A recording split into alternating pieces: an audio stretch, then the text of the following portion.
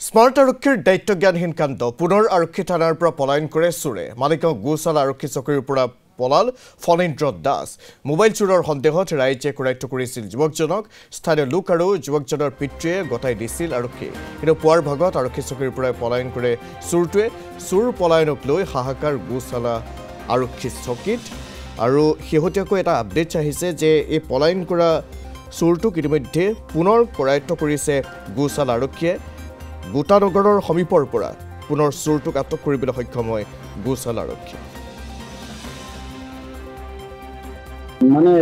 drugs খাই নামটো হল Phanindra Das drugs খাই ড্ৰাগছেদি যোৱাকালি এটা তাৰ বন্ধুৰ পৰা এটা মোবাইল চুৰ কৰিছে আৰু বন্ধু কেইজনমানে যাই মোৰ ঘৰত অলপ হাল্লা হাল্লা কৰিছে মোক খবৰ দিলে তিৰতাই যে এনেকে মানুহ কিছুমান আহি কিনে হাল্লা কৰিছে কিহৰ কাৰণে কৰিছে নাজানো মোবাইল চুৰ কৰা বুলি কৈছিল এই মই গলো যোৱাৰ পিছত ল'ৰাকেইজনক সুধিলো ঠিক আছে মোবাইল যদি আছে তাত পাবি তহঁতে ইয়াতে বেছি হাল্লা কৰিব দৰকাৰ নাই মই তেনেকে ল'ৰাকেইজনক বুজাই পুলিচ গ'ল পুলিচক কোনোবাই খবৰ দিছিল পুলিচ গৈছে পুলিচক মই নিজে গতাই দিলো ল'ৰাটোক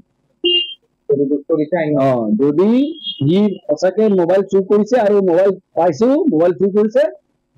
পুলিচে যি শাস্তি দিয়ে মই ৰাজি আছো আৰু মই তাক কোনোদিন জেলত থাকিলে মই আনিব নাযাওঁ মই সেই বুলি কৈ পুলিচৰ হাতত মই নিজে গতাই দিছো পুলিচক যেতিয়া গতাই দিছো মোৰ ঘৰৰ পৰা মোটামুটি কিমান ফুট হ'ব মেইন ৰাস্তালৈকে পুলিচে মই 100 ফুট হ'ব 100 ফুটৰ মেইন ৰাস্তা আছে মেইন ৰাস্তা আহি পুলিচে লৈ আহিছে লৈ আহি গাড়ী উঠাইছে এতিয়া আমাৰ পদুমবাৰী ৰাইজে কিছুমানে ডিচিশ্যন ল'লে নহয় তাক পুলিচৰ তাত এতিয়া দিব নালাগে আমি ৰাইজে বিচাৰ কৰিম ৰাইজে বিচাৰ কৰিলে মোকো মাতিলে ময়ো গলো ৰাইজে কৈছে যিটো ডিচিশ্যন লৈছে যে আজিৰ পৰা পদুমবাৰী গোটানগৰত ইয়াক দেখিলে মানে কোনোবাই ধৰি বান্ধি ৰাখিলে কোনো মানে মাৰি পেলালেও কোনো দায়ী নাই মোক ৰাইজে সুধিলে হ'ব বোলে হ'ব